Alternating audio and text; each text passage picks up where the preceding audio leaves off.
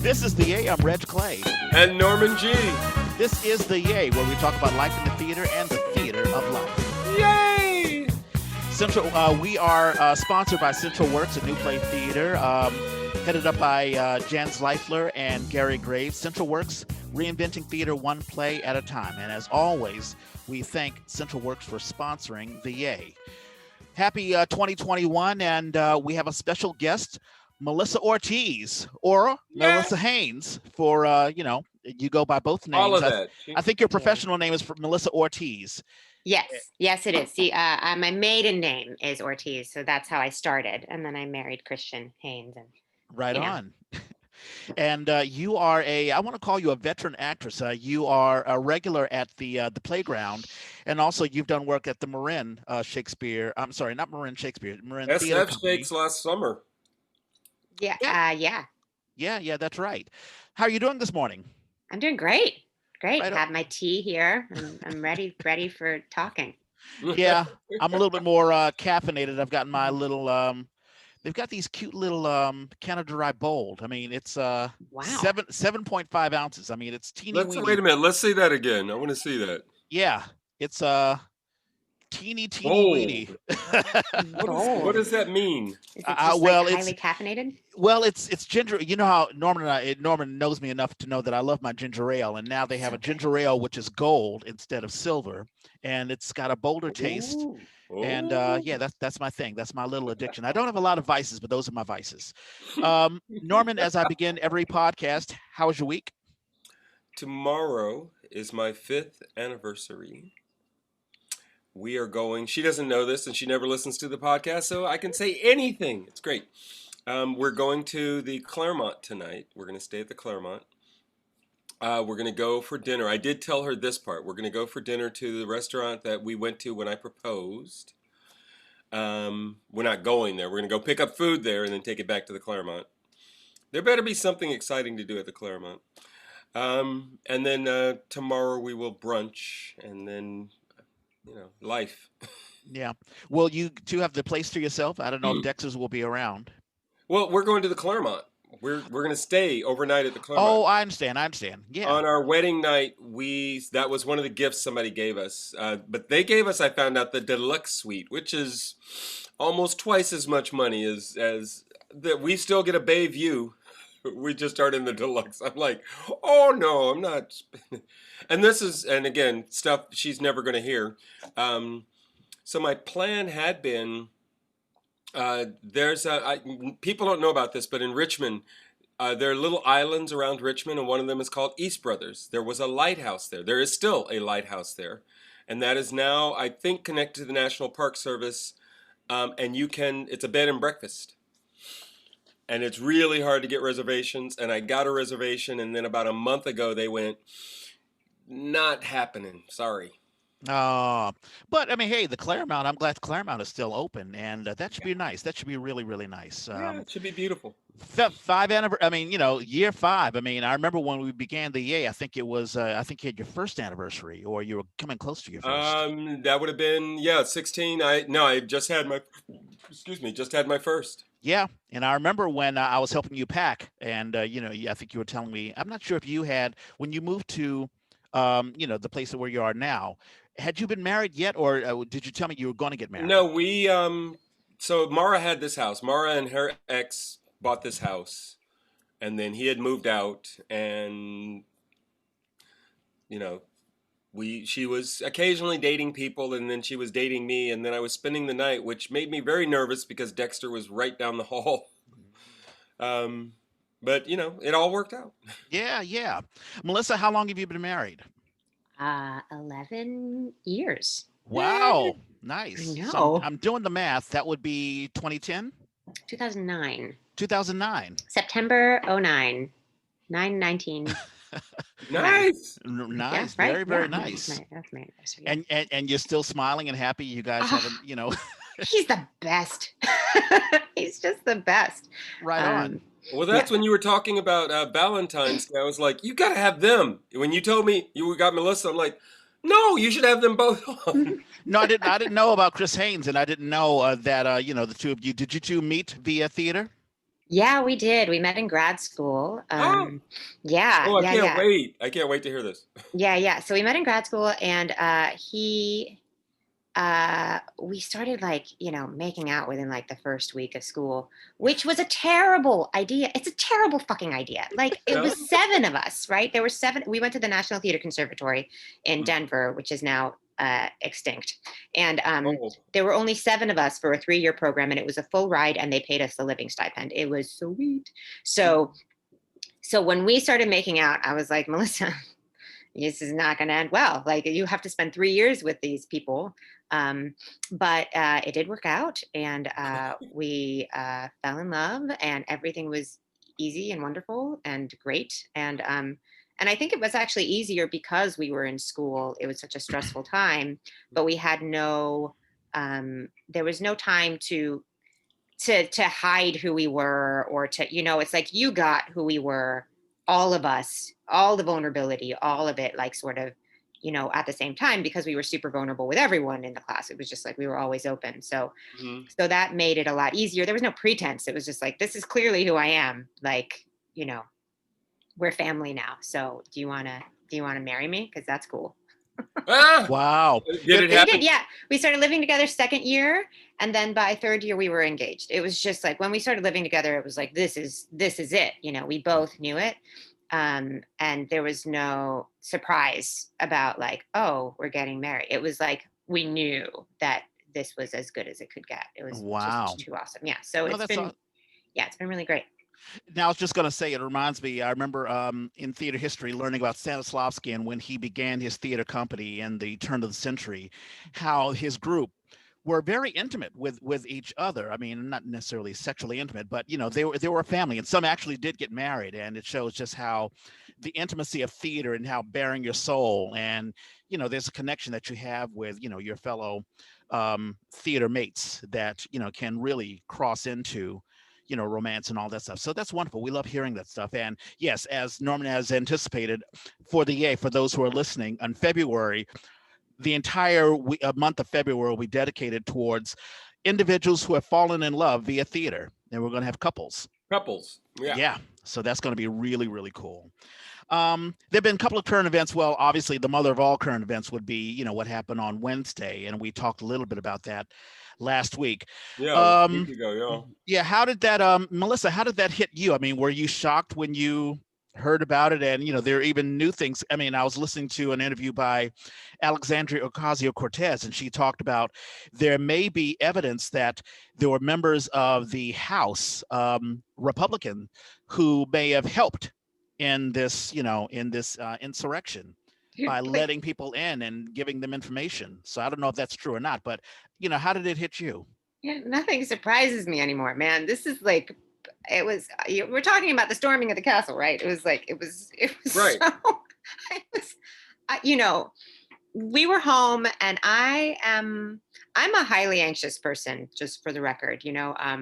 This COVID crisis has put me in a very like extreme mental, like furthered my anxiety even more than I realized. So I ended up, calling Kaiser and getting the help I needed. I'm on a low dose of antidepressants right now, which is amazing, because it's really helped me. I'm like, I totally promote this. But the Kaiser was really great. They were like, take some medication and have some therapy, cognitive behavioral therapy, and they put me on a plan. And so I've been going through this like really great mental health journey, through COVID-19 basically since October.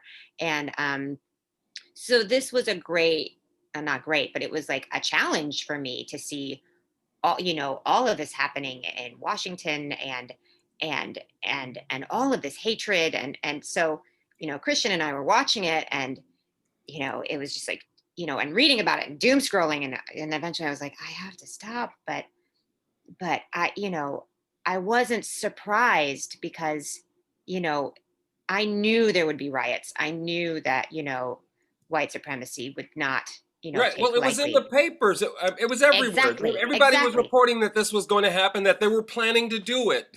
Exactly. So, it just hurt to see it. It just was. I was sad. I was anxious. I was sad. I was afraid. I was, you know, despairing, at a loss for our country, and what this very loud vocal minority was trying to do, and like how depressing that their delusions are this strong, and also the feeling of powerlessness, like I can't change the way these people think, and the fact that this is all fueled and has been fueled for the past 4 years by a nut job president. So it's just been, it's just like, well, there's another. It's just when we thought it couldn't get any worse or couldn't get any crazier, here we go, just hate and anger and fear just fueling everything. So yeah, that's how I felt about it. It was lovely. Yeah, no, but thank you so much for being so open about. And I was talking to another friend of mine. We were having actually a Christian conversation about just our mentally, I mean, psychologically, this entire year and really the entire age of Trump has put us through. I mean, I was looking at CNN, and there was this reporter reporting about the deaths of COVID-19, and she just broke down and cried. And so emotional. Right. Yes, Yeah. I saw that. Yeah. Did you see that? Yeah. And Yeah. it's emotionally, it's put everyone through the ringer. And, I've had friends of mine, even the George Floyd, I had a black friend, matter of fact, a black friend of ours, Shay Angela Acevedo, admit that he cried, Right. because it was just too much. And so I wonder about America, our mentality, our emotional state of being. But a question I had for you, Norman, is, I mean, well, I guess for both of you, there's this thing. This is apparently a white, it's white power. Did you know this symbol? Oh, the okay. Yeah. Oh, the this thing. The okay symbol. Yeah. Yeah. There have been Yeah. reports. Oh, yeah. Yeah. Yes. That's new to me. I didn't realize, because It's I always thought. fairly new. Yeah. I hadn't heard it before last year.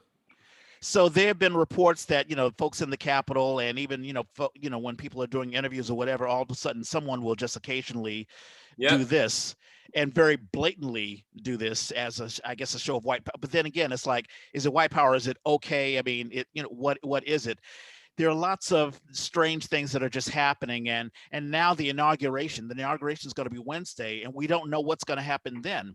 I mean, Right. our lives are, it's almost like a Shield episode. It's like one of these FX episodes, or one of these strange what are these movies that Gerard Butler is always doing, like there's a siege on the Capitol or something is falling. Mm-hmm. It just feels like one of those things. So Yeah, and I'm really upset that they took over something that was so like normal, and like all these old people who haven't heard about it are just going to be like, hey, okay. yeah. And people are going to call them racists, and that's not cool. It's okay, it's a nice symbol. Like, Right, exactly. why you gotta co-opt that? Right. Make up your own new hand signals, like, come on. Right, exactly. And I'll just throw a little bit of history, just a little bit of history wonk, because I'm a little bit of a history wonk. But Martin Van Buren, the 8th president, they called him Old Kinderhook. Yes. The abbreviation is OK, and so that Yes. was one of the first interpretations of OK. So it goes back and to that was a publicity thing. They were pushing that as part of his campaign. Exactly, and those were the very, very first stages, because in the colonial period, you did not campaign. It was forbidden for a president, or it was considered uncool to campaign. And this is really the first time of campaigning. This is back in Can we go back to that? Yeah, well, I don't know. Right. I mean, I would have been. It wouldn't have been good for me. I guess you're right. No, you're right. No, Betty- just that. Just the no campaigning. Guess who's 99 years old? Yes. Betty White. Betty White. Betty White. Yes. My This heart is singing. Yeah, yesterday or 2 days ago? 2 days ago, I think. Yeah, I think so. She just will not, and I think she's got a some sort of a I don't know if it's a YouTube thing or it's a television show, a series going on, but she's working. Yeah, I think it's a show. Yeah, I want to be like Betty White when I grow up. She's There awesome. Seriously, she's an idol for sure. Well, and it cracks me up. She's been old forever. When I was a kid watching Mary Tyler Moore's show, I thought she was the old woman on the show. Yeah. Boy, you look at the pictures now and you're like, oh, damn, she was not. This is old. Yeah, and the Golden Girls. I mean, all of the Golden Girls have died except for her. Oh, I didn't realize that. Damn. Yeah. Even that was the best. I would watch the Golden Girls constantly. Yeah. growing up, and it was amazing. No, there was the actress. I don't know the actress's name, but she played the oldest. Although she wasn't really that old. They just She put was her the in a lot of youngest, makeup. yeah. Yeah, she was the youngest, and even she's passed away. So Betty White, go for it. And this is funny. I mean, this deals with Trump, but this is sort of the absurdity of it all. So Rudy Giuliani has been working so hard to get Trump and, going through the court proceedings and all that stuff. Now Trump won't pay him. Right. Apparently, I saw that. I think that's hilarious. I mean, he was supposed to be getting $20,000 a day. Can you believe that? And I Well, mean, he that's did why he not did do a it. very good. He didn't well, do a right, very good job. no, he did a horrible job. He did a horrible job. But I mean, I honestly think people keep on telling me that Trump is a multimillionaire. I don't believe it. I Nah, don't believe it. dude. Nah. He is not. He's not. He's broke. Yeah, yeah. You're absolutely right. So That will be the next reality show. All I the can't court cases wait. of Trump. yeah, Yeah, like Trump, like in the gutter, like Hmm. yeah. Trump in the projects. Because I think Deutsche Bank, which is one of the largest banks in the world, they've cut him off, and Yep. I think he owes them, I think, $3.1 billion. And Yeah, it's an you know, insane amount of money. if they call Good. him on that, I'm not sure how he's going to be able to pay that off. I'll leave the last button for you before we get into an origin story of Melissa. Just are you optimistic about 2021? Are you with every new administration, especially a Democratic administration? I go back to Bill Clinton. Bill Clinton became president 2 years later. You had Newt Gingrich and the Contract of America. When Obama came in 2 years later, you had Jim Boehner come in. Are you optimistic about the Biden administration and the future, or do you think that this white hatred will just continue on long after Trump? I mean, how do you feel? Are you optimistic or pessimistic? I am. I'm optimistic because it's helpful for me to be optimistic, right? I feel like that is. I could be pessimistic about it because, but in real, I can't predict the future. So that's my therapy mind talking, right? So so I am optimistic because I do think that I do try to remind myself that the people who are storming the Capitol, that they are a vocal minority. And I do trust that most of America wants to have some semblance of peace. That doesn't mean that white supremacy isn't a major problem and it doesn't still exist, right? But I don't think every white supremacist wants to, you know, annihilate democracy. We're going through some serious growing pains, and that's going to take a long time. And this democracy wasn't designed for radical change; it was designed for incremental, slow change. So when it's time for a radical change, that's always difficult for the Yep. country as a whole. So that's sort of my thing. And probably in 2 years it's going to swing back to the right and to the left, and we'll just keep swinging and making incremental changes over time, um, getting a little bit more fair. We have come a long way, not quick enough, um, but uh, day by day, if we keep fighting and we keep protesting and we keep pushing and we keep voting, then eventually change does happen. Yeah, no, I think it's well said, and I think that, yeah, you're absolutely right. I mean, when you mentioned that this is a vocal minority, I do believe that. Although I think 80 million people voted for Trump Exactly. for whatever reason, but I'd like to think that with what happened on the 6th, January the 6th, even those folks who voted for Trump were like, "Whoa, this is a little too much." I'm already seeing a pivot, within members of Congress, those who are saying, "Wow, I really regret doing what we did," because some of them feel culpable, even if they don't openly admit it. So I'm hoping that this will be a change. And sometimes it takes something like a disaster or a catastrophe of our own making to say, "Wow, we've really crossed the line. We need to step back." And so I'm hoping that we've reached that moment. Absolutely. I mean, I even remember, no, remember, I don't remember. I read an article about the Nixon. I wasn't alive for Nixon. Sorry, guys. But I read an article about, even during every impeachment, like Nixon still had the Republican Party behind him for all of that. It wasn't until after, where like, you know, now we judge that differently and we see what happened with Watergate differently. But at the time, he had all the backing that, he had a lot of backing until he didn't, right? And I Right. think that's the same thing that's happening with Trump. Actually, what's even more good is that Trump has less support than Nixon had. Like Right. Trump had more defectors than Nixon had at the time. So that is actually a good sign that he doesn't have as much of the party behind him as he historically would. Yeah, yeah, you're absolutely right. And it's mind-boggling. In 1972, Nixon had won. Not only did he win, it was really a blowout. I mean, I think he Right. won every single state except for one under against McGovern. Excuse me. Excuse me.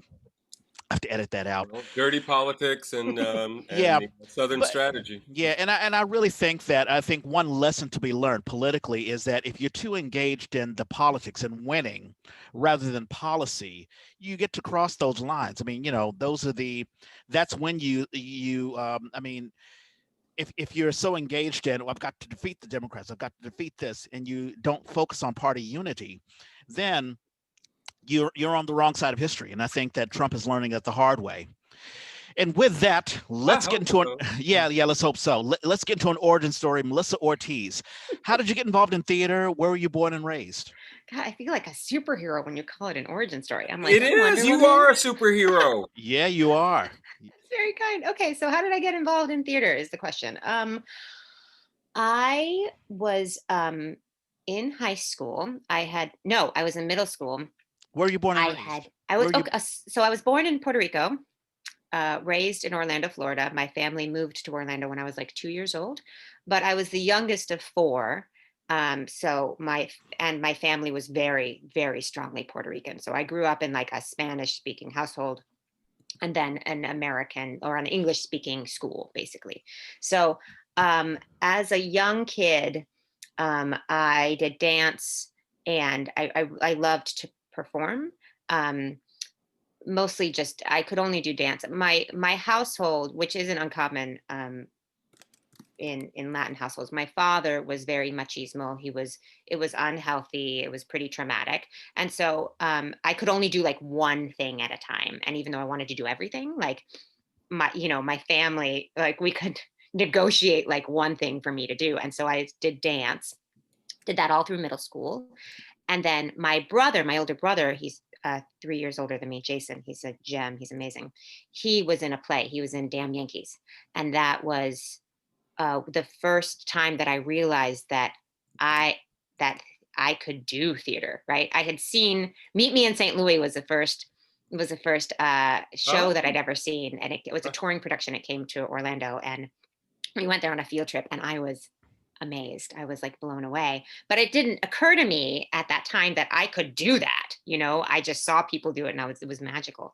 So when I saw my brother doing it in Damn Yankees, I was like, that's what I want to do. So by the time I got to high school, I started to audition and do things and with the theater program at my high school, and I got some relative success. I don't think anyone in high school would have imagined that I would continue to do it for the rest of my life.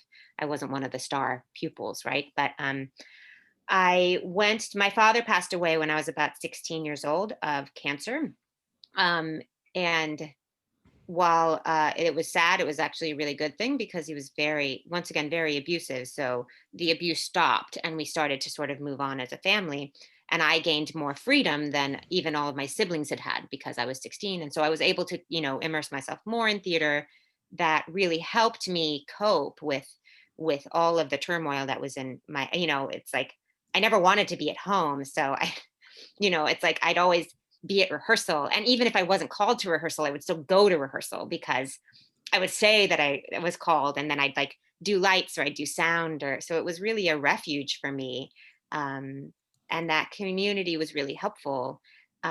So after that, I ended up going to college. I went to a liberal arts school, and I wanted to be responsible. Man, I really did not want to do anything, associated with theater. I was like, I can't make money at that. That's not reasonable. I'm just messing around. And my mother was really my champion when I was like crying on the phone with her. I was good at my academics. Like I never had a problem with it, but I just didn't love it as much as I loved the arts. And I was on the phone with her one day and I was like, I just want to sing and dance and act for the rest of my life. And I was crying. And she was like, and you can, Melissa, you can do that. And so she gave me the permission, even though I was terrified to do it, to continue to pursue this career. So I ended up majoring in music, in voice and singing. Damn, I didn't know That's you sang. Yeah, and I don't sing as much anymore. So that's kind of how I got in because I wanted to do musical theater, right? So I But got Mhm. it. I'm taking you're an alto. No, I'm actually a soprano. Wow, right Yeah. on. So I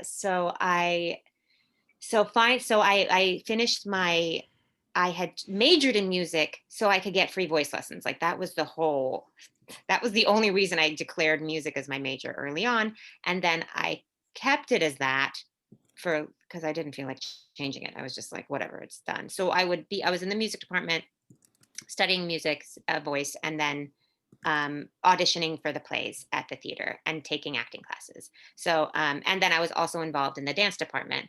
And shortly after that, I graduated and realized that, like, maybe being a triple threat isn't going to happen since I'm not a triple threat. It's like I kind of started late. I feel like triple threats start in like high school or middle school, and then they're just like star dancers and star singers, and they know how to act. And I Preschool. was like, yeah. So I was like, I'm not there.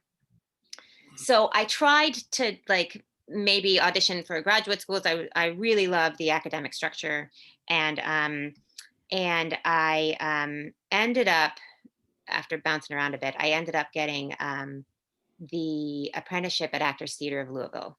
Um, it was one of 22 apprentices, and I was like, okay, if I can make it through these 9 months and I still like theater after this, then I'm gonna do it, right? Because I was still very concerned about a lifestyle in the theater and like what that would mean for me financially and whatnot. So I did 9 months of that program. And that was like, they didn't pay you back then, right? It was like 2004, 05. And actually, Anna Bullard, I don't know if you know Anna. She's Mm-mm. also former local Bay Area actress. She was my roommate at the time. So that's how I got to know someone from the Bay. So anyway, so I finished the program and I loved it. I was broke and I didn't care. They didn't pay you. We didn't, we had to pay for all of our stuff. I was on food stamps, but I was just like, I was in it to win it. I was like, we did worked on like on the sets, on the lights. We did changeovers for the Humana Festival. We got little bit parts. We got workshops with all these really great directors. And I was like, I can't stop doing this. I love it too much. Moved to New York, spent like a year in New York, and then realized I can't do New York. I am in over my head. I have no idea how to audition and like live and feed myself. I was terrible at feeding myself. I was like eating ramen noodles and like anything you could put like hot water on and just like eat instantly. That was my diet. I got sick all the time. Like I was like 120 pounds, and I was like sick all the time. I got like strep throat and I lost my voice working at J. Crew. It was ridiculous. And so finally, I remember one day I was like in the subway in the middle of winter with a huge down coat on. And then you get into the subway and the subway cars are so hot. Right. And I just started like overheating and sweating. And I was like getting faint because obviously I wasn't eating healthy. I didn't know how to eat healthy. And I was like holding on to the handrail, and I was like, somebody get me out of here. I need to go to grad school. I don't know how to do this. So I applied for one school, assuming that it would take me years to get into grad school, right? I knew it was like a process. So I applied to one school only because I hadn't missed a deadline for that school. Right. At the time that I was trying to do it. So I applied to the National Theater Conservatory. They also didn't require there was something else that they didn't require in their application process. I don't remember what it was. I applied there. I got an audition. I went in and auditioned with Daniel Renner, the former head of the department. And then he let me go. And then he called me back in after the audition. I was like, Right. what is going on? Call me back in. He worked with me again. And then I was like, well, that was weird, but whatever. And then I got a call back. I got in and I was just like, that's it. I'm doing it. My family also has relocated to Denver for the most part. So now Wow. my mother was there, my sister was there, so Why did your it family move to Denver? well, my sister moved to Denver after she got married because she needed to get the hell out of Florida and she wanted to get as far away as possible Yeah, yeah. from my crazy family in Orlando. No, probably not my crazy family. I exaggerate. But it's like, yeah, once you live in Orlando, you're like, get me the fuck out of here. Mm-hmm. Well, it sounds like all of you are breaking out. I mean, you went to Exactly. Louisville and her Ex- and exactly. My mom even ended up in Miami. She had a blast there in South Beach dancing, salsa. She's a salsa dancer. So Oh, yay. oh yeah, she's full on awesome. So anyway, so I got into the the program at Denver, and I loved it, and I fell in love with my husband, and now and then we went to New York for a little while. Christian started Shots out there. Right, Shots New York City. It's a short 5-minute play festival because it was 2009 when we moved out, and the economy was shit, right, and Christian is a go-getter. He's like, it's like if he doesn't have work to do, he'll just produce it, which is right. great for me because if I don't have work to do, I'll just weep in a corner and, and be very No, sad. he is amazing. That's Yeah, I think that's how we met is through Shots. exactly. So what Yeah, we did, but I want to say that I didn't really. I'm like, and you're just one of these people. Okay, whoever. It wasn't until you did the Utopia show, the Uncle Vanya, what and was I'm it at Siegel, right? Siegel. Sorry, Yeah, no worries. I want to do Vanya. I've got Vanya in my.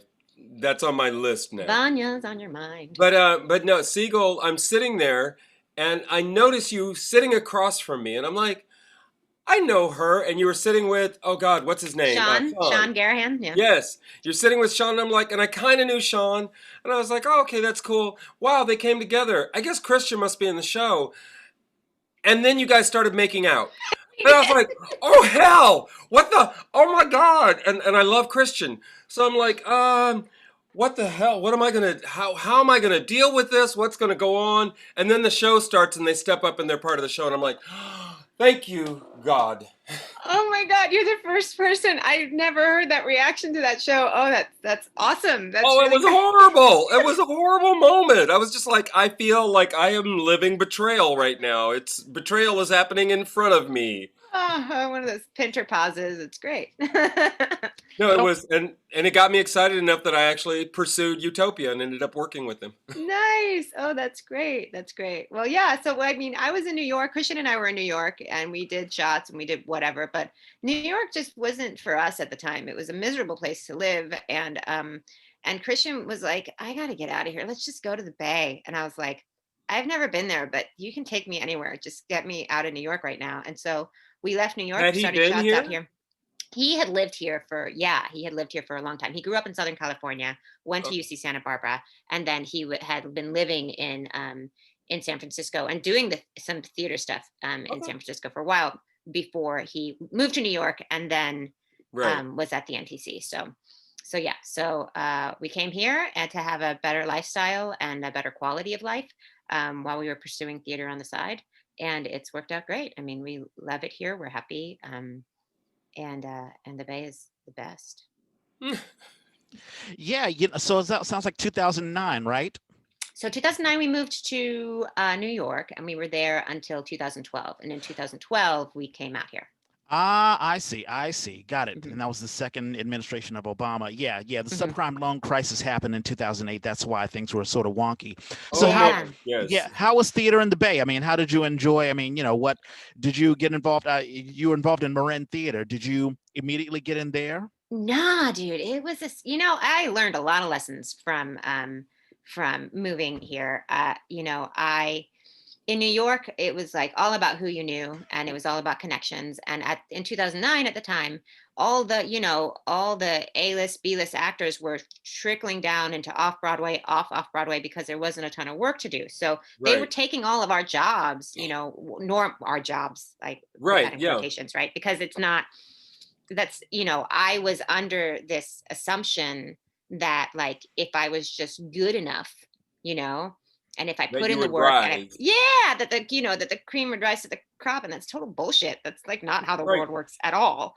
So when I came out to the Bay, I had that total misconception. I was like, we're New York actors. We're going to go in there. We're going to be big fish in the little pond. We're just going to audition for everything. And people are going to, give us jobs and it's going to be great, And it wasn't that at all. Nobody knew who I was. It's like, even if I gave a great audition, like they would go with who they knew. So I did the TBA, Generals. auditions. Yeah, the generals. Hmm. I got nothing out of that. I'm also equity. That's another problem because I think Yeah. had I been non-equity coming to the Bay Area, I probably would have gotten a little bit more traction from the Oh, TBAs. I would bet money on it. Yes. But because I was equity and nobody knew me, I couldn't get my foot in the door anywhere, like Mhm. nowhere. And I was so heartbroken and disappointed by that because I was like, I know I've got the goods. I have all this training. I've got the confidence. I don't suck. And there's so Right. many actors that suck. Oh yeah. So I have to at least be good enough to get something. I was like, can't I just be in a Christmas Carol at, Mm-hmm. anywhere? I love a Christmas Carol. Like, just Right. make me like peasant from, second peasant from the right. And I love it. I was like, give me that sweet money, but nothing. So it was a bitter pill to swallow. And I had to realize that, like, you know, um, every community is it is about who you know, because we're humans and we Right. want to know who we're working with and we want to trust who we're working with.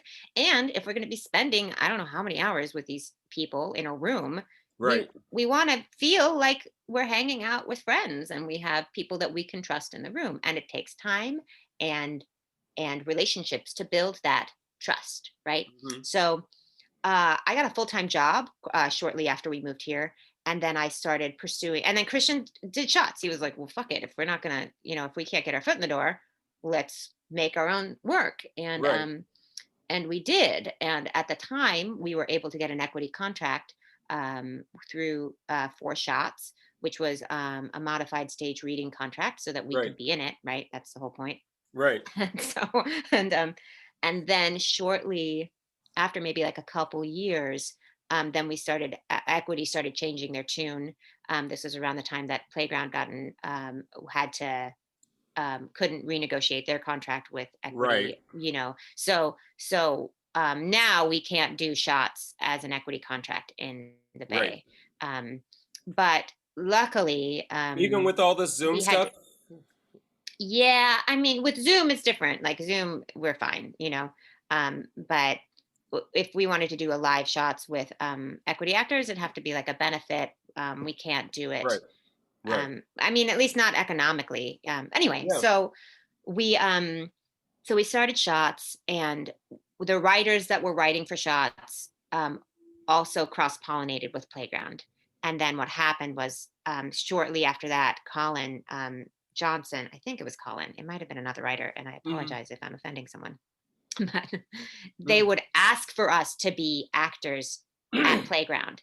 Right. And Annie didn't know us. So Mhm. eventually Annie we were like, Annie Stewart, the yeah, casting Annie director, Stewart, the character, she didn't and know us. And so what is she? Associate artistic director, I think. I Some believe she is, got yeah, some associated. title. Yeah. Yeah, she's a big deal, She Annie. is. Big deal.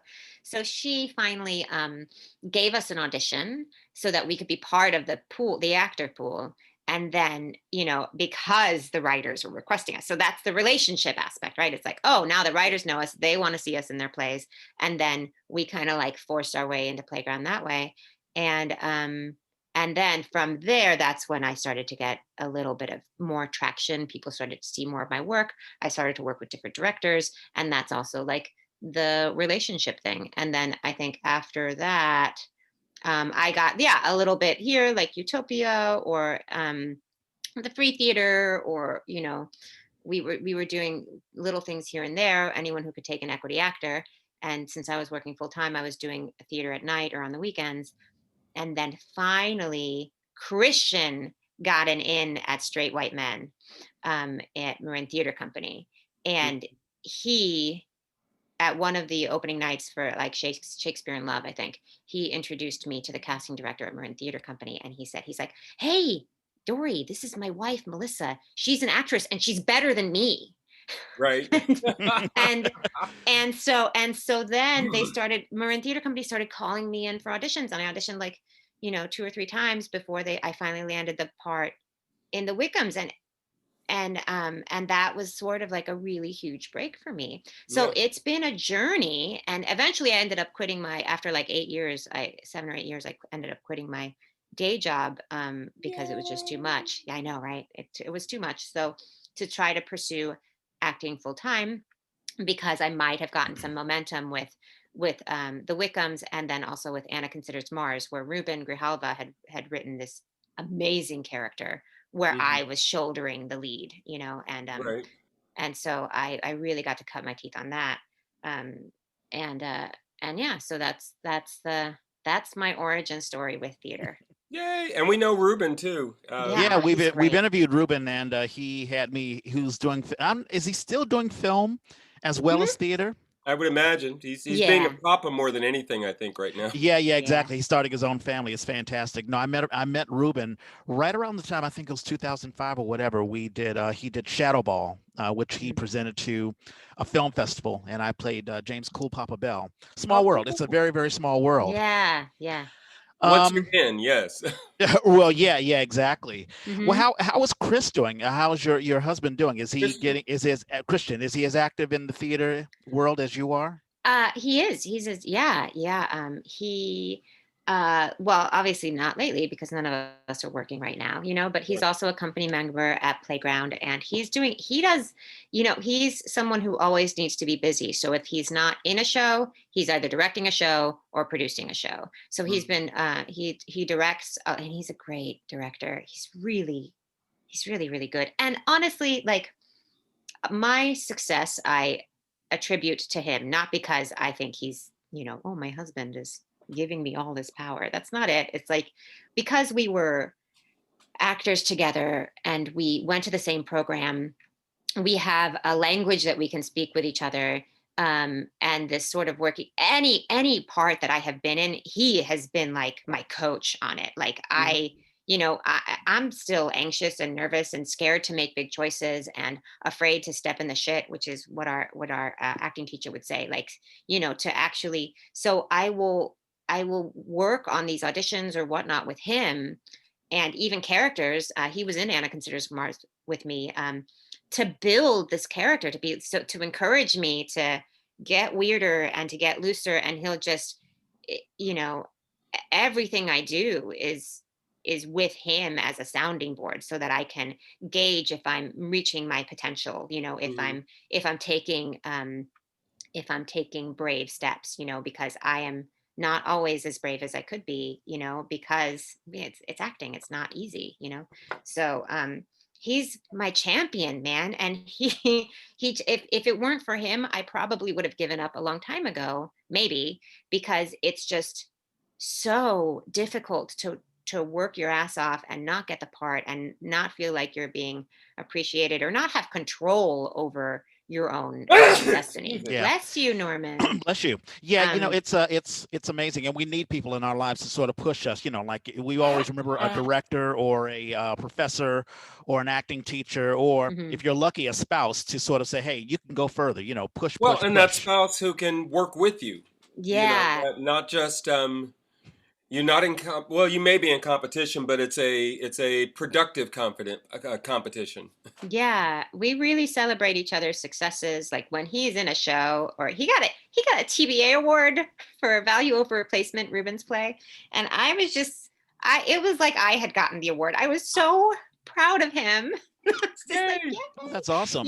so yeah, he's truly like a really great character actor, and we're also very different actors. Like, I start super heady and he starts super body. Like, he's a Yeah, he's a really great character actor. He's like an animal on stage. he is. And then I start kind of like heady, small. I do the math, or I'm really intellectual about it, and then I have to, like, he pushes me to get it in my body, and to kind of like, and then I also, for him, I will be like, all right, let's get a little bit more technical. Let's clean it up, because he comes real big and real messy. And then we have to, like, whittle it down and be more specific. So that's sort of how we work with each other. And he's Yeah. far kinder than I am. Like, I'll give him direction and he'll be like, you can't say that to me. Wow. He's like, Melissa, you can't say that to me. You're making me feel like I don't know how to act. And I'm like, oh God. Right. Yes. Don't do that, Melissa. Like, so. I had a quick question for you because Mhm. you had mentioned, I also came from a childhood of a bit of trauma. I had Mhm. some issues with my mom, and getting into acting. One of the things that, and something that Norma and I have talked about. When you're in an acting school, a lot of the work that the professors or the teachers will do is to try to strip away the bad habits that we have, or to try to I get one of my favorite phrases is theater is therapeutic, but it's not therapy. Yes. You can't, if you've got some internal issues that you need to work with, you need to deal with that first before you can step into a character or manipulate your emotions. As actors, emotions are sort of like the basketball or the football, and the greater you can manipulate it, then the better that you can be. Did you have What was the transition between you getting over, what you've had to go through to be sort of the actress that you are? Was that a hard transition? Actually, it wasn't for me, and I think it's because I initially started theater because I wanted to escape who I was, right? So I wanted to just put on someone else and not be this terribly insecure, riddled with self doubt, um, you know, ugly girl, and I struggled with like my self image and my self esteem for a really long time because of the type of trauma and abuse that was happening in my household. Um, so the escape that I got from being able to be someone else, being able to see people saw me differently, it kind of like expanded my world in a way. And I realized that I didn't have to live like this, right? I had the power to change who I was and to grow in a direction that was different than where I had been. Um, and it really helped me build empathy for the abuser in my household, which was my father.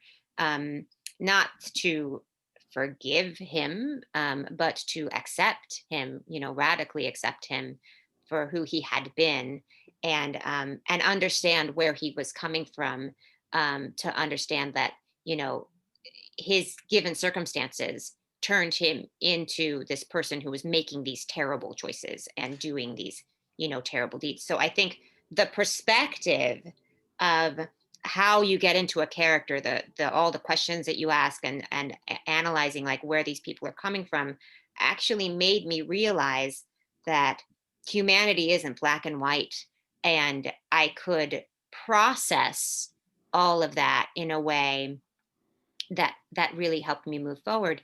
And also, um, I realized that I thought that like acting was about my emotions and being able to tap into them, and then my theater teachers kind of shifted it into like, no, it's about how you're making other people feel. It's about putting all of that energy onto someone else, so I could stop thinking about me and I could focus on outside of me, on everyone else. And that also helped me just be present, and build that.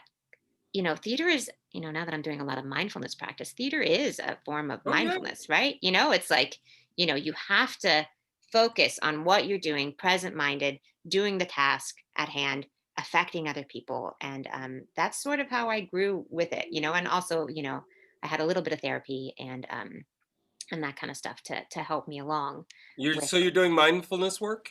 Yeah, I'm doing the calm app. I'm doing everything. So with COVID-19, Mm. my anxiety sort of spiked in a way, and there were a few events that happened during COVID-19. And about October, um, I it spiked in a way that started to veer into depression. And I haven't dealt with depression very much, but there have been a few moments in my life where it was like, I am crying and I can't stop, and I don't know how to stop it. And this isn't anxiety anymore. Now it's just like this empty weeping mess. And Hmm. I had a sense of humor about it. I called my doctor and I was like, I can't stop this. Like, can you figure that? I just don't know. She's like, are you okay? I was like, oh yeah, I just cry all the time now. That's just who I am, it's part of my charm. And so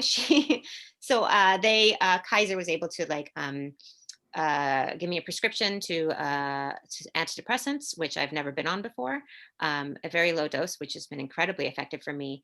And then cognitive behavioral therapy. So I've been doing that. And then with that comes mindfulness. So it's been a real journey for me to practice all of this and to have the opportunity and the privilege to have health insurance and, this resource that I can go to. And I'm totally unemployed right now. So this is like, Hmm. this is just what I'm doing, with my time. I thought I would, learn a different skill or something practical like project Well, it management. sounds like a skill. Yeah, Yeah. right. Yeah, I was like, I'm gonna look into project management so I can earn some money. And then I was like, Yeah. you know what? No, I'm gonna learn about therapy and fix this, or not fix it. I'm not broken, but to learn how to cope with stress in a healthier way. And so Yeah. Yeah, that's and what I've been and doing. I think a lot of us are dealing with that. If you could send Mhm. us a link about mindfulness, I'm sure a lot of folks who are listening to this could use or could learn Yeah. a little bit more about that. There's the Calm app. The Calm app. I know that that's been bouncing around Facebook a lot, but the Calm app on your phone, you can get it. It's rad, and it helps you do some daily Mhm. meditations and mindfulness, and it's life changing. It's been really Yeah, it's helpful. really, really cool. And you mentioned there were a couple of things that you mentioned. Number one, you're absolutely right. We don't choose who we are. Hmm. We don't choose our family. We don't choose our situations. And a lot of times we don't even choose how we react to what's going on. It's sort of like instinctual. And as we become adults, we realize, okay, that was then. Now let me deal with, what's happening now. So it's fantastic that you've reached that level where you're not you're not handcuffed by your past, Mhm. that Hmm. you can move forward. But also, you mentioned something really interesting, that acting is not so much about what the actor feels, but it's about how the audience feels. And that's a fascinating concept. I guess as an actor, I'm like, okay, well, if it's organic, if the emotion is organic in me, then it'll be organic for the audience. It's a At total least you. myth. Yeah, it's a myth. It's a myth. Right, exactly. Mhm. Norman, did you have any thoughts on that as a director? Let's say an actor, and we've talked about this many, many times, where an actor's like, "Wow, I'm feeling it," and the director's Well, like, I mean, with a good actor, it's incredible. I remember the first time that I was in a production, I was actually assisting with the production. We had this major diva. And I was like, why is anybody putting up with this? This is horrible. But that's also what came on stage, and it was amazing.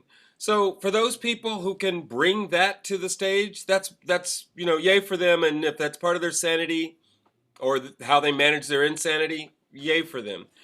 But yeah, with those younger actors who think I'm feeling it, it's I've been working teaching. I've been using some Stanislavski to teach, and I'm using that. I think it's like chapter 3 or something, where there's a young actress Maria, and he says, "Go up on stage." And first he tells her to sit still. That exercise I'm doing with my kids. But then the exercise I'm trying to get to with them is the next one, where he says, "So we're going to do a little scene.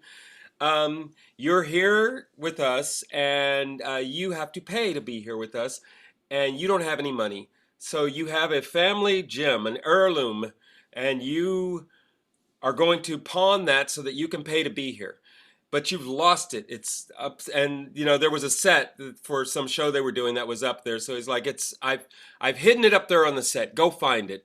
So coming out of melodrama, she runs up there and it's, "Oh, oh," and she does all this stuff and she runs around and she comes back and she's flushed and she's just excited.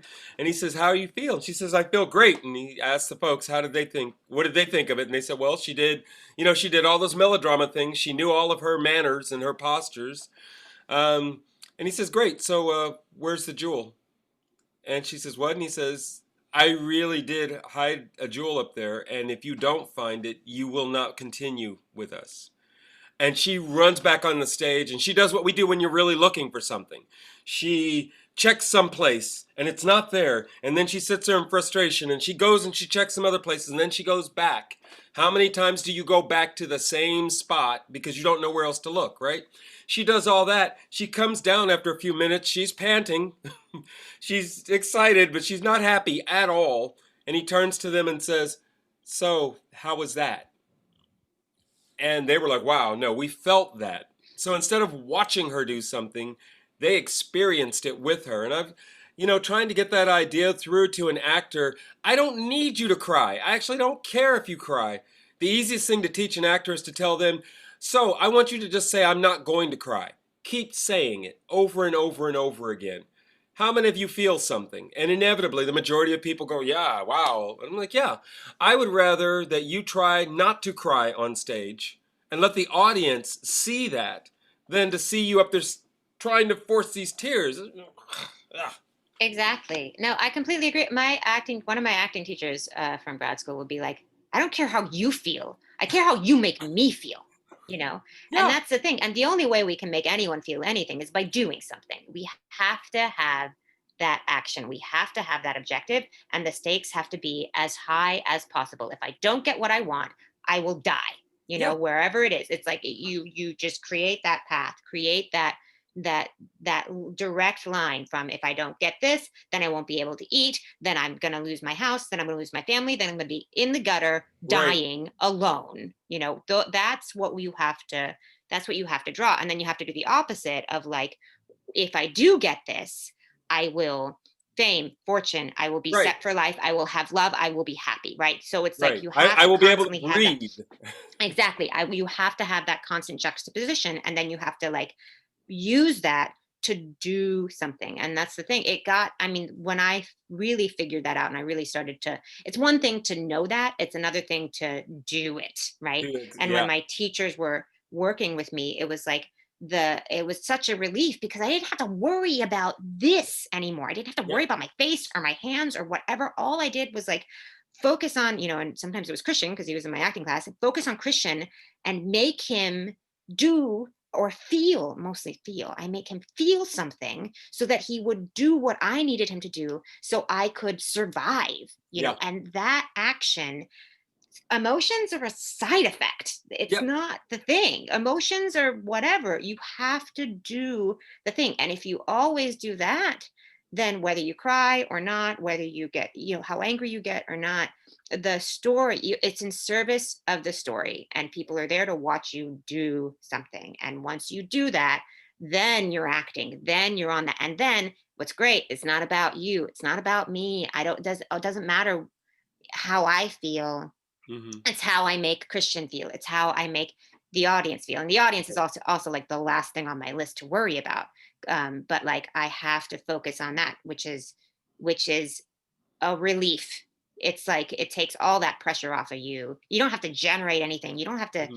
you just have to do your homework, build the foundation, and do all that prep so that when you're on stage, your body is in a position to succeed and your Yeah. mind is in a position to succeed. And then you just go. The roller Can coaster starts and you just take that ride. Can Exactly. you It's all about talk the a little objective. bit about Reg? Did you see King Lear?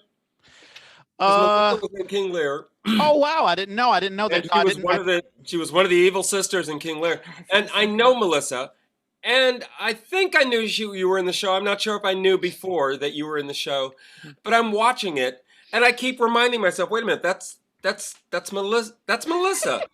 And scene after scene, it happened a few times where I was just like, damn, I'm like reminding myself the whole time, that's Melissa. Because Aw, I didn't feel like that's what I was seeing at all. I felt like you had become somebody else. thank And you so much. oh, and so but my question to you about it is all that thing you're talking about, that sort of feedback mechanism of either feeding off the audience or off of your scene partner, you didn't have that luxury Yeah, no, none of that shit was there. It was awful. It was because all the actors were in their own spaces, and then Neil put everybody together.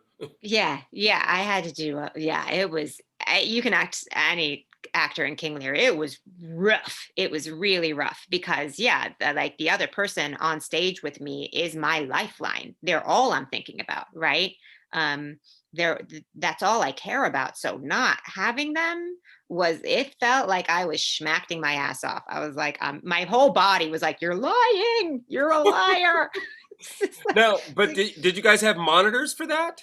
well, we did, but you couldn't look at the monitor because Right, if you were looking at the monitor, then you didn't look like you were looking at the person you were supposed to be looking in the thing. So I could just listen to them and right. like imagine that they were there. I didn't really like imagine their face or their body in front of me because that was just too much for my imagination. So I'd be acting towards like a garden gnome in a Broncos uniform or like Right. Yoda, a puppet of Yoda on one of our shelves, and I was like looking at it and being like, okay, I was just trying to make that garden gnome feel like they were the scum of the earth, or make Yoda feel like, he was a crazy idiot, that's like, that's what I was doing, and hoping that what I was hearing from the monitor, from whatever, kind of like using the energy I was getting from the words, only hearing it, to react, to allow that to affect me, and then to trampoline off of it to into another action of like, of that. It was It was a bizarre. unique. It was very unique. Yeah. Yeah, it was really bizarre. So I'm glad that, you thought it kind of worked. Yeah. Yeah, well, you did what you have to do as far, in the, well, I mean, all of us have to make the adjustment of acting on the camera and, Mhm. doing these things, and also making it as real as absolutely possible. Like we had rehearsal for this thing that I'm doing for Dragon. And of course the director's like, tone it down, which is fine. I'd Mhm. rather Right. tone it down than to bring it up. Right. Um, I wanted to because one of the things about the Yay, not only do we have this interview, but also I wanted to try to interact with folks who post on Facebook. And someone posted something interesting on Facebook. I'm not going to mention the person's name. This is a blatant reminder for folks on my Facebook. Please refrain from inviting me to your show-related events if they are written, directed, and performed exclusively by white people. I'm Wow. just not interested at this point. Happy Friday, friends. Now, I Oh. don't know if this is right or wrong, because I mean, sure, I understand that there's we want to have the theater community to be as multicultural and to tell multicultural stories as possible. And at the same exchange, I mean, racism by any means is wrong, even, Right. So do we have any thoughts about this post at all? Well, I would think like Melissa is in an interesting position for that because she's not a visible Latina. Yeah, I am. It's weird. Like, do you because you use your last name, your maiden name, do you get called in for stuff where they kind of go, oh wait, white girl, what's up? Yeah, no, dude, I use my last name. Ortiz is like my hook in, a part of me is like, there's a little like negative, whatever. But I'm like, I wouldn't have gotten to grad school if I wasn't an Ortiz. Like, the fact Okay. that I was an Ortiz like helped me get my foot in the door so I could be the token Latina in the room, Oh, you mean and affirmative action? yeah, Yeah, hopefully. I yeah. mean, yeah, they were looking for diversity just as much as anyone else, right? We Right. all, hopefully are looking for diversity. And as a light-skinned Latina, and as a light-skinned Latina who doesn't have any kind of accent as I speak English, because English is my first language, Right. I do speak Spanish. Um, I'm incredibly insecure about it because I've been shamed about it, from my family, and I'm sure. like it's like because I'm not, as Puerto Rican as I could be. And then in New York, forget it. Like Oh, right. they were just like, there's no way you're Puerto Rican. Like if I I was going didn't to look say like you J-Lo, New York Puerto Rican, no. no, if I didn't look like J-Lo, or, what's her name with the high voice? From Oh, Straight White gosh, Men, from Marissa, White Men Can't Jump. What's her name? is it Marissa Tomei? Oh no, I think she might be Italian. But anyway, Oh, if I didn't look super Puerto Rican, like they were just like they would challenge me. They'd be like, right. "Where were you born?" And I was like, "I was born in Puerto Rico." Well, no. What did your family speak Spanish? I was like, "Yeah." Do you speak Spanish? Yes, I speak Spanish. And then they'd be like, "Well, what did you eat growing up?" And I'm like, "Bitch, I ate rice and beans and chuletas." And like, what the fuck more do you want from me? Oh Right. I was God. like, they're like, because they would just be like, "You're not Puerto Rican." And I was Blood like, I don't test. know, because I'm not tan. And I was like, I don't know what else to tell you, but like my dad was a machismo asshole, and I ate like rice and beans and I danced salsa, and I just don't know how much more I can prove to you who I am. So it was exhausting. And the agents that I had interviews with after my showcase would be like, well, can you do In the Heights? Can you do West Side Story? And I was like, you just saw what I could do. Like, I'm Right. actor first, and I will continue to be an actor first, because I made that shift specifically so that I could have more longevity in my career. Right. I was like, if I'm a strong actor, I can be a strong actor for the rest of my life. So it was difficult, to sort of straddle this line of like white girl Latina, Yeah. um, Well, and and to for also keep people from making that such a stupid little box hmm when clearly you are. Yeah, You and are New then York. I You just are am. Puerto Rico. I just am, and so a lot of people, I do get called in a lot for Latin plays all the time, and every time I go in, I'm like, they're not going to cast me because I'm not Latin enough. I just don't Mhm. fit the bill. But then, and the other side, I'm like, you know, the Wickham's Christmas at Pemberley. I'm like, dude, they cast a Latina as Lizzie Bennett. So that's good, but I look like a white girl. So it's like there's this weird guilt I have on both sides that I'm like, I'm not Latina enough and I'm not white enough and I'm too white and it's just it's something that I had to like just be like, you know what? I just am who I am and that is it. Well, and I Um do think, and that's why I wanted to bring that up with you mhm, because I feel like I've done that. I'm sure, Reg, you've done that where I'm not black enough. And then finally, I had to get to the place where I'm like, no, I am. I represent a specific kind of black, but I am. I am not your South Central boy. That's never going to happen. I'm not going to be your sports guy. That's not going to happen. I'm not Mhm. a gangbanger. That's not going to happen. And it gets But into if the that's stereo. all you know, Yeah. then let me No, show you the other side. yeah, I was just gonna Malcolm say. Little became Malcolm X. Right, mhm, exactly. I was just going to say some of the problems with casting directors is that they have a stereotype of what they see. It's like, no, you can't be Latina because you don't look Latina in mhm, their, because of an image that they see. mhm. All black people. Like I remember doing I auditioned and they wanted me to dribble a basketball, and I like football, and I guess the guy was like, well, all black folks don't, you don't know how to dribble a ball, and so I wasn't cast. So there are these stereotypes that are around, and we have to sort of destroy these stereotypes. So Yeah. Yeah, and I think about like the more to the question that you were asking about the comment on Facebook. Like I understand that reparations are needed and necessary, and they're necessary about the culture that we live in and the white supremacy that we're dealing with. Um, but they're not everything. It's like there's still room for everyone to participate in theater, even if they're white.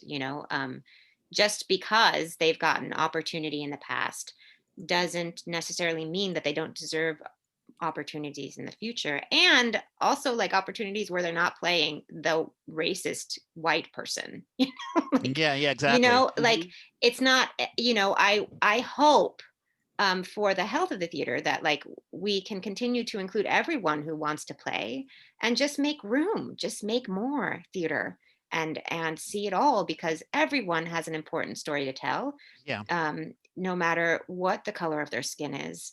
I make want sure the door's everyone to open. work. Yeah, Yeah, just I make want sure the door's everyone. open. Exactly. I want everyone who's good to work, and I want everyone who's bad to also work, and I just won't watch their and plays. and to grow, to be better. Yeah, yeah, Exactly. exactly. Exactly. You got to start somewhere. You got to suck sometimes. You got to start bad and then you get better, and we all grow and learn from each other. So that's good. Yeah. Yeah, in terms of the what shows, if somebody's going to support shows or not, I definitely do that in terms of TV and film, I have to say. Jeff Daniels, I think, is an amazing actor. Mhm. I cringe, and he's part of a category of actors where I cringe. I'm like, okay, I'll watch the commercial, I'll watch the trailer. Are there any non-white people in this at all? And Jeff Daniels became my poster boy for that because I'm like, dude, I'm sure in your personal life this is not an issue, but in the work you do, how can you possibly do something set in New York and we never see anything but white people Yeah. at work, on the subway, in the stores, Yeah. restaurants, cafes? What the hell? And I used to think that way about Matthew McConaughey. He started his career sort of as the, the Brat Pack, young kid, and the handsome actor, and he was doing all these things that appealed to white folks. But then he started doing Amistad and Free State of Jones and The Mm. Lincoln Lawyer, which dealt with black issues. It dealt with, like slavery and post-slavery era, or let's say the civil rights movement. So it reminds me of who's the actress who played I'm thinking Mad Men. She was Oh, Betty. Um, oh shucks, Elizabeth Moss. Elizabeth Mhm. Moss.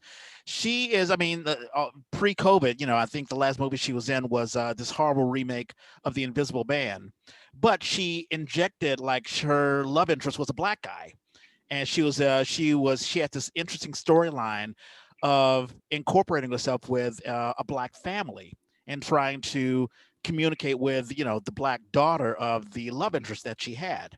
And I was like, wow, this is a direct choice. So I think what we're all saying is, whether it be theater or television or whatever, you could be whatever color you are. We don't choose, who we are, but just make sure the doors are open. Just, make sure that there is inclusivity for everybody. And I think that's what the person who was making the post was saying. We've hit the 1 hour mark, but I wanted to, Definitely. one last question for you, Melissa. Where do you see yourself in the future for you and Christian? Do you see yourself staying in the Bay Area? Are you getting what you need out of Bay Area theater? That's a great question. I don't know. I think COVID has really just made me stay as present as I can. Currently I'm working on a one-person show Yay! with Right on. Playground for the Solo Fest. Nady Rojo wrote it for me.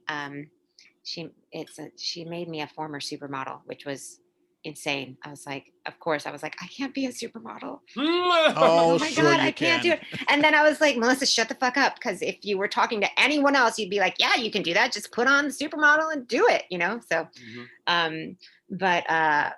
but yeah, so we're trying to see what our future is in the Bay, with patience and time, the drawback of the Bay Area is that it's difficult as an equity actor to produce your own work. Yeah. And that is something we've really been struggling with because there's not enough work to go around for actors, and it's still very much about who you know and networking and all of that. And I'm not super great at that. I wish the union, as a union person, I wish the union, wasn't there a little bit of flexibility about self-producing for a moment? Yeah, I think that there's not enough flexibility for the types of shows that you can do. So there's not enough flexibility for shots. It just doesn't fit Right. into any No, it doesn't. any format. So it's hard for us to produce that. And it's just difficult to produce anything really. And we have like a member project code, but that it can't be affiliated with a theater company, so you can't like brand it. It's Right. very, it's really difficult. So that I find is a problem. And unless I can continue to produce, we can continue to produce our own work, there's just not enough work in the Bay Area to go around and make a living, so that's the challenge, I think, of the Bay.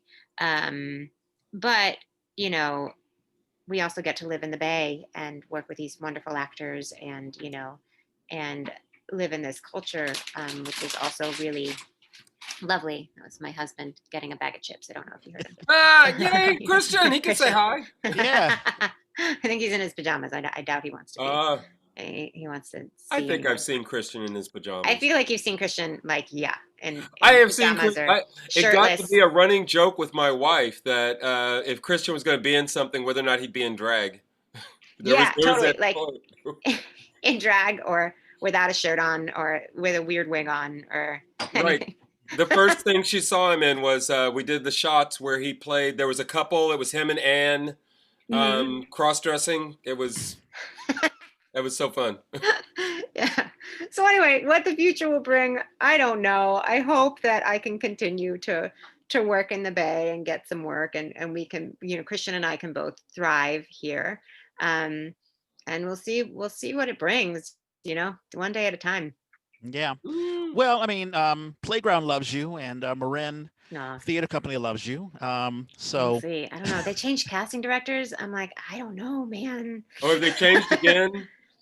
Yeah, well, because I forgot his name for some reason. Patrick, was that his name?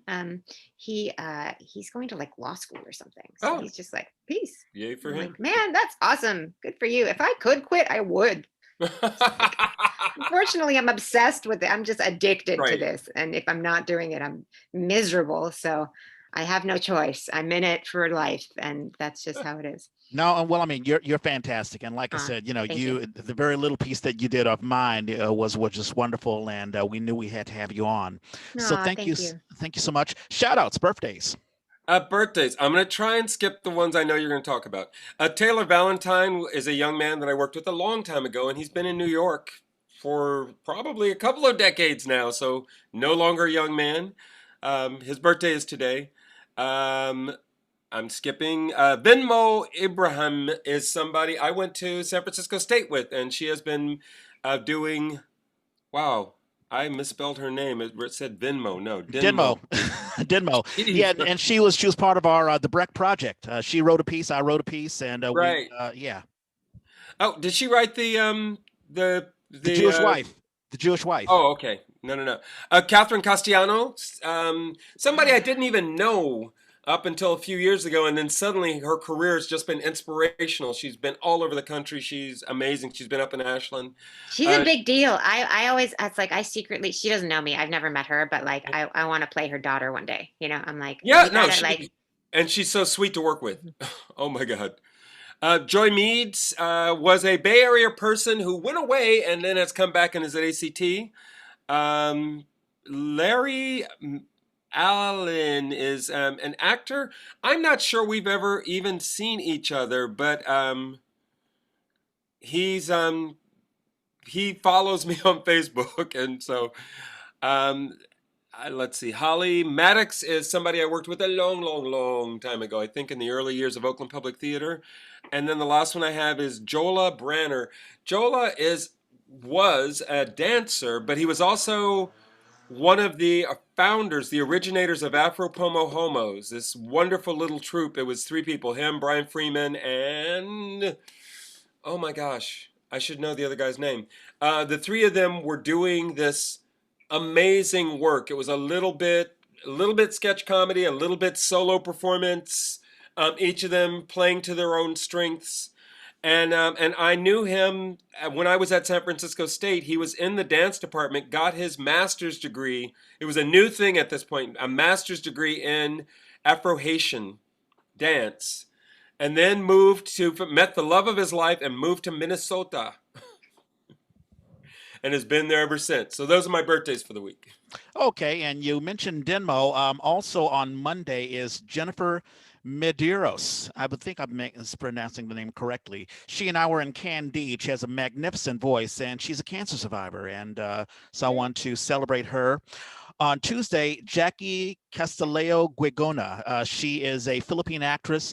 She was in my little play, Ang Espia. She was Oh, I the like mother. that one. Yeah, she played the mother. That was another Brechtian dystopian piece that I wrote, and she was fantastic in that. On Wednesday, Sherelle Elan. She is a Ellingtonite who graduated along with me, and she's been in Hollywood, and she's doing all sorts of cool things. I think she was in a is it a Tom Cruise or a Christian Bale independent piece? It was several years ago, but in any case, she's doing really, really well. On Thursday, Dup Croissant. Dup Croissant is a drummer. He's also a musical writer. He's worked with Plethos, and he and I worked on Women on the Verge of a Nervous Breakdown. Just a magnificent drummer. He had a replacement come on one night, and we could tell the difference. I was like, wow, forget about that guy. We want Dup in. Bring him back. Nice. And that is it. I think these others are Saturday, and I will save that for next week. For next week, yeah. Shows. Or later today. So the only show, and I put it in the chat, was Playground is coming up. I'm directing the opening piece on this Monday. Yay. It's the theme is reunification, which couldn't be more appropriate as we move towards this inauguration. And the writers, the range of them is amazing. I read all the submissions, so I know what we got, and what we've got is this beautiful range of stuff. And my actors are fantastic, so I'm thrilled Yay. about that. The other ones I wanted to mention are all actually different projects. Soul, if you haven't seen Soul, Disney's new Soul, Dorian Lockett was in it. Margot is in it. Margot's in it, yeah. Yeah, and it's, even if I didn't know people in it, because honestly, their roles just kind of go by, zip. But it's fantastic. Oh, and Marcus Shelby, I think, helped put the music together for it. Bay Area guy. If you have not seen Ma Rainey's Black Bottom, holy cow. I can't say enough of it. Coleman Domingo, one of our local heroes is in it, and fantastic, amazing performance. But Chadwick Boseman's final performance, you get to see the range of stuff that this man, you can see it in this one performance. You see this incredible range of stuff, but then when you compare it to all his other film work, you're just like, wow, we really did lose something. This man was a shooting star. And then the last thing I'll mention is, and I posted it on Facebook, Ron Drell is living now in LA and got featured in a magazine. So there's a nice little write-up about him, and I posted that on Ron Facebook. Drell McCormick, I right will on. repost it to the Yay. Cool. I've got a couple of things that I got to really rush through because I've got 6 minutes before I go into my other Ding, thing. ding, ding, ding, ding. But Plethos is doing a the reflection is really, really horrible. Any case, yeah, there we go. The FAMI Awards, they're doing FAMI Awards and season announcement soiree, and that'll be tonight at 7 p.m. Pacific Standard Time, and I will have a link to that for those who want. Oh, shucks. What happened? Can you hear me? Can you hear Yeah. me? Yes. Okay, good. Yep. It's a FAMI Award, so that will be, I'll put a link on that for those who want to, at the last minute, get a ticket for that. Also, the rehearsal that I'm about to do, we're going to perform tomorrow. Dragon's Nest presents Dragon Eggs. That'll be tomorrow, 2 p.m., and I'll put a link for that. There'll be a couple of short one-act pieces, and I'm involved in one of those. Also directed by Kimberly Ridgway. Toni Yay. Morrison's The Bluest Eye. Aurora Theater is doing that, directed by Dawn Monique Williams. That will be actually a little bit later, April the 9th through May the 21st, but they're advertising it now, and we'll want to advertise that. And the very last thing, Theater First is doing an auction across the line, finishing the 40K marathon. Their auction is on the 18th, which is a couple of days from now, the 18th through the 24th, and the gala is on the 24th. So if anyone wants to contribute to that, we'll have a link to that as well. And that is it. Melissa, did you have a good time? I had a blast, you guys. I was so nervous. Oh, You- you're fantastic. You're great. And Yeah, thank thank you you so much. Yeah, thank you for being so open. I think a lot of people will get a lot of inspiration from this interview. Great. I thank hope you. so. Yes. Yeah. All righty. Here's my blurb. You're probably listening to this or watching this on YouTube. If you're on YouTube, please like and subscribe. Hit the thumbs up button, and also let us know in the comment section how we can improve the show, what you like about the show, any comments at all. If you're listening to this on any podcast app, we're on all podcast apps. We're on Spotify. We're on that little purple podcast app. You can search for us. If you're an Android user, you can use the SoundCloud app, or just go on SoundCloud.com and you can find us. The EA was created by theater people for theater people. If you have a show you want to advertise, or if you just want to advertise yourself, let us know. Hit us up on Twitter, Instagram, Snapchat. I'm at Reg Space Clay. And I'm at Hoosier. Melissa, is there any social media that people can, reach you? I don't know. I don't think so. Well, you are on Facebook. On Facebook, and I as, think I'm on Melissa Instagram. Haynes. Yeah, exactly. Yay. So any directors who are looking for a fantastic actress, you can't go wrong with Melissa Haynes or Melissa Ortiz. What? That is it. Thank you so much. And I'm going to jump immediately out of here. And as Norman and I always say, We gotta find the better sign off. And we are out.